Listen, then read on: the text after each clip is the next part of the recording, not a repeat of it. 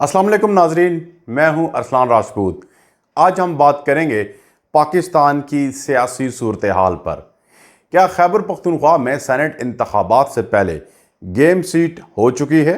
मखसूस नशिस्तों की हलफ बर्दारी, अपोजिशन को नवाजने की हिकमत अमली और PTI के अंदर खलफशार, क्या वाकई ये सब कुछ सिर्फ एक सीट के लिए हो रहा है? वीडियो को मुकम्मल देखें ताकि आप जान सकें कि पाकिस्तान की सियासत में पसे पर्दा क्या कुछ चल रहा है और क्या वाकई सेनेट इंतखाबात में अपोजिशन को दानिस्ता तौर पर कामयाब करवाया जा रहा है। नाजरीन, वीडियो शुरू करने से पहले आपसे दरख्वास्त है कि वीडियो को लाइक और चैनल को सब्सक्राइब ज़रूर कीजिएगा। नाजरीन, खैबर पख्तूनख्वा असम्बली में पिछले 12 घंटों में क्या कुछ हुआ, इस हवाले से खैबर पख्तूनख्वा असम्बली का इजलास सुबह 9 बजे बुलाया गया था और इस इजलास में तवक्को की जा रही थी कि सुप्रीम कोर्ट की जानिब से दी गई मखसूस नशिस्तों पर मुंतखब होने वाले अरकान हलफ उठाएंगे, लेकिन इजलास 2 घंटे की ताख़ीर से शुरू हुआ और जैसे ही कार्रवाई का आगाज़ हुआ, अपोजिशन के रुकन शेर अली अफरीदी ने कोरम की निशानदेही की। स्पीकर ने रूलिंग दी कि असम्बली में अरकान की तादाद मुकम्मल नहीं, जिस पर अपोजिशन ने एहतजाज शुरू कर दिया और मुतालबा किया कि इजलास मुलतवी किया जाए।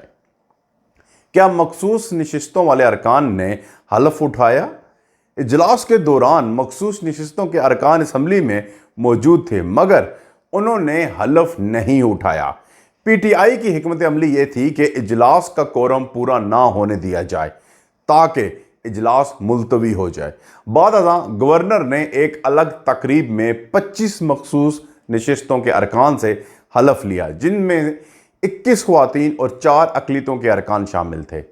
इस इक़दाम के बाद खैबर पख्तूनख्वा असम्बली की कुल तादाद 145 होगी, यानी ऐवान मुकम्मल हो चुका है। नाजरीन, क्या ये हलफ कानूनी है या गैर आइनी? शेख वकास अकरम ने इस इक़दाम को आइन के आर्टिकल 130 और 255 की खिलाफ वर्जी करार दिया। उनका कहना था कि आर्टिकल 255 सिर्फ उस सूरत में लागू हो सकता है जब मजाज अथॉरिटी यानी स्पीकर मौजूद ना हो। स्पीकर की जानिब से इजलास मुलतवी करना इनकी गैर मौजूदगी तस्वर नहीं की जा सकती। इसलिए इनका मौक़िफ़ है कि गवर्नर का हलफ लेने की इजाज़त देना और पेशावर हाई कोर्ट की मुदाखलत आइन की संगीन खिलाफ वर्जी है। नाजरीन, क्या सेनेट इलेक्शन में अपोजिशन को नवाजा जा रहा है? ये एक सवाल है जनाब। जब खैबर पख्तूनख्वा असम्बली मुकम्मल होगी तो असूलन सेनेट इंतखाबात का इनेकाद मुमकिन हो गया, लेकिन स्पीकर ने इजलास की नई तारीख 24 जुलाई मुकर्रर कर दी। इस सूरत हाल में सवाल ये पैदा होता है कि अगर 24 को इजलास होगा तो क्या सेनेट इंतखाबात वक्त पर हो सकेंगे? दिलचस्प बात यह है कि PTI के पास 145 में से 92 अरकान मौजूद हैं और एक सेनेटर मुंतखब करने के लिए सिर्फ 19 वोट दरकार होते हैं। इस हिसाब से PTI बाआसानी 5 सेनेटर मुंतखब कर सकती थी, लेकिन उन्होंने सिर्फ 4 उम्मीदवार नामजद किए। PTI ने 5वीं नशिस्त क्यों छोड़ी? इस सवाल ने PTI के अंदर एक नई बहस को जन्म दिया है। पार्टी के कई अरकान इस फैसले पर बरहम हैं कि जब PTI के पास 92 वोट थे तो 5वीं नशिस्त भी आसानी से हासिल की जा सकती थी, लेकिन ऐसा क्यों नहीं किया गया? क्या पार्टी के अंदरूनी इख्तलाफात और मुमकिना बगावत के डर से यह फैसला किया गया है? कुछ तज्ज़ियानिगारों के मुताबिक हुकूमत ने यह फैसला जानबूझकर किया ताकि अपोजिशन को सहूलत दी जा सके, ख़ास तौर पर पीपल्स पार्टी के तला महमूद को। क्या तला महमूद को जितवाना हुकूमती हिकमत अमली का हिस्सा है? तला महमूद एक बाअसर और दौलतमंद सियासतदान है जो सियासत में पैसा लगाने के हवाले से मारूफ हैं। ख्याल किया जा रहा है कि हुकूमत ने इन्हें राज़ी रखने के लिए एक जनरल नशिस्त पर अपोजिशन को आगे आने दिया। दूसरी जानिब यह भी कहा जा रहा है कि अगर मुकाबला होता तो PTI के कुछ अरकान मुमकिना तौर पर बगावत कर सकते थे, जिससे पार्टी की दाखिली कमज़ोरी दुनिया के सामने आ जाती। नाज़रीन, इसीलिए हुकूमत ने अपोजिशन के साथ समझौता करके एक सीट दानिस्ता तौर पर अपोजिशन को देने का फैसला किया। اب سوال یہ ہے کہ کیا پی ٹی آئی میں اندرونی خلفشار شدت اختیار کر چکا ہے؟ جی بالکل، پی ٹی آئی کے بانی رکن عرفان سلیم نے اس فیصلے پر شدید رد عمل دیا۔ انہوں نے کہا کہ ہم عمران خان کے نظریے پر الیکشن لڑ رہے ہیں، کسی سے سیٹ مانگنے نہیں آئے۔ انہوں نے اپنے ہی ایم پی ایز پر تنقید کی کہ وہ ان ہی اپوزیشن جماعتوں کے ساتھ بیٹھے ہیں جو رجیم چینج آپریشن کا حصہ تھیں۔ انہوں نے بیرسٹر سیف پر بھی سوالات اٹھائے کہ ان کا عمران خان سے کوئی نظریاتی تعلق نہیں اور وہ کسی اور کے ایجنڈے پر کام کر رہے ہیں۔ ناظرین، سوال یہ ہے کہ کیا اپوزیشن آزاد امیدوار کو پی ٹی آئی کے خلاف لا رہی ہے؟ ایک رپورٹ کے مطابق آزاد امیدوار جنہیں پی ٹی آئی کے چند بانی ارکان اور اپوزیشن جماعتوں کی حمایت حاصل ہے، میدان میں آ چکے ہیں۔ ان کا دعویٰ ہے کہ وہ شوق خان اسپتال کے بڑے ڈونر ہیں اور جیل میں عمران خان سے ملاقات بھی کر چکے ہیں۔ اگر وہ جیت جاتے ہیں تو یہ پی ٹی آئی کے لیے ایک اور دھچکا ہوگا، کیونکہ ان کی جیت ظاہر کرے گی کہ پارٹی کے اندر دراڑیں ہیں۔ ناظرین، کیا social media per P T I کارکنوں میں جنگ چھڑ چکی ہے؟ اس حوالے سے تو ناظرین آپ کو بتاتا چلوں کہ social media per P T I کے کارکن دو دھڑوں میں تقسیم ہو چکے ہیں۔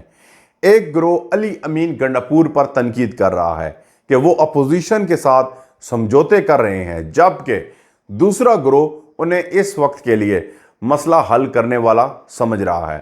یہاں تک کہ صنم جاوید جیسی پی ٹی آئی کی مشہور شخصیات کو بھی تنقید کا سامنا کرنا پڑا کہ وہ گنڈاپور پر کیوں خاموش ہیں۔ صنم جاوید نے سخت رد عمل دیتے ہوئے کہا کہ وہ کسی کے فتویٰ یا وفاداری کے سرٹیفکیٹ کی محتاج نہیں۔ ناظرین، اب سوال یہ ہے کہ کیا نون لیگ اور زرداری کی ملاقات سے کوئی بڑا فیصلہ ہوگا؟ نتھیا گلی میں شہباز شریف کی ملاقات ہوئی، جس میں آصف علی زرداری سے ہونے والی ملاقات پر بریفنگ دی گئی۔ نئے الیکشن کمیشن چیئرمین کی تعیناتی پر بھی گفتگو ہوئی، جو آئندہ سیاسی سمت کے لیے بہت اہم سمجھی جا رہی ہے۔ ناظرین، اس کے علاوہ ہم آج بات کریں گے ان 400 لاپتہ زائرین کا جن کا پتہ چلا کہ وہ بیان جھوٹا تھا۔ وفاقی وزیر مذہبی امور سردار یوسف نے دعویٰ کیا کہ 400 زائرین لاپتہ ہیں، لیکن بعد میں انہوں نے کہا کہ یہ صرف ریکارڈ کی غلطی تھی اور ابھی ڈیجیٹل رجسٹری مکمل نہیں ہوئی۔ یہ بیان بغیر تحقیق دیے جانے والے بیانات کی ایک اور مثال ہے، جیسے پائلٹس کے جعلی لائسنسز کا مسئلہ تھا۔ ناظرین، ایک اور واقعہ ہوا ہے بلوچستان میں، انتہائی افسوسناک، اس میں بات کریں گے۔ بلوچستان میں غیرت کے نام پر قتل کا واقعہ ہوا۔ بلوچستان میں آنر کلنگ کا ایک ہولناک واقعہ رپورٹ ہوا، جہاں ایک مرد اور عورت کو ایک جرگے کے فیصلے کے بعد قتل کیا گیا۔ واقعے کی ویڈیو سوشل میڈیا پر وائرل ہوئی، جس میں خاتون پر کئی مرد گولیاں برساتے نظر آئے۔ بلوچستان حکومت نے ویڈیو سامنے آنے کے بعد اس واقعہ کا نوٹس لیا، مگر سوال یہ ہے کہ اتنے بڑے سانحے کا علم حکام کو ویڈیو کے بعد کیوں ہوا؟ یہ واقعہ قانون کی مکمل ناکامی اور جرگہ سسٹم کی خطرناکی کی ایک مثال ہے۔ ناظرین، اس کے حوالے سے ایک اور خبر بھی ہم ایڈ کریں گے کہ مالاکنڈ میں دہشت گردی کے خلاف ایک کامیاب کارروائی رہی۔ 16 سے 20 جولائی کے دوران مالاکنڈ میں سیکیورٹی فورسز، لیویز، پولیس اور سی ٹی ٹی اور ضلعی انتظامیہ نے مل کر ایک بہت بڑا آپریشن کیا، جس میں 9 دہشت گرد مارے گئے اور 8 کو گرفتار کیا گیا۔ اطلاعات کے مطابق یہ دہشت گرد بھارت سے تعلق رکھنے والی تنظیم سے جڑے ہوئے تھے۔ اس حوالے سے ایک اور خبر بھی شامل کریں گے کہ کیا Bharat Pakistan legends cricket match سیاست کے نظر ہو گیا ہے؟ World champions of legends tournament میں بھارت اور پاکستان کا میچ طے شدہ تھا، لیکن بھارتی کھلاڑیوں نے سیاسی دباؤ کی وجہ سے میچ سے انکار کر دیا۔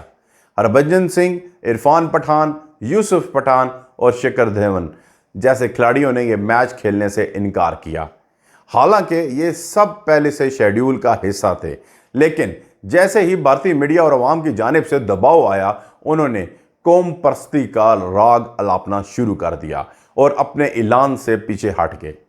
ناظرین، اگر آپ چاہتے ہیں کہ ایسی باخبر، بے لاگ اور گہرائی سے تجزیے پر مبنی خبریں آپ تک مسلسل پہنچتی رہیں تو ویڈیو کو لائک کریں، چینل کو سبسکرائب کریں اور کمنٹس میں اپنی رائے ضرور دیں۔ ملیں گے نیکسٹ ویڈیو میں، ٹل دین اللہ حافظ۔